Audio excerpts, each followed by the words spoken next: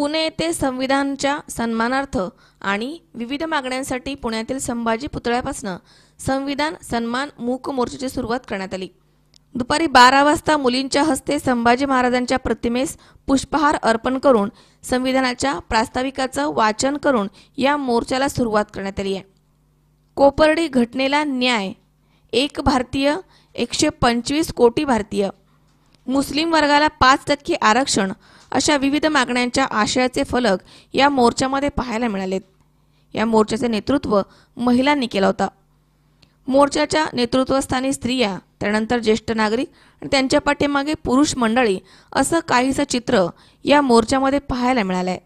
यावेळी होलार समाजाचे राष्ट्रीय नेते ॲडव्होकेट एकनाथ जावीर यांच्या नेतृत्वाखाली अखिल भारतीय होलार समाज संघटनेचे कार्यकर्ते हजारोच्या संख्येने सहभागी झाले होते। तुकाराम गोडसे, सी 24 तास, हडपसर, पुणे।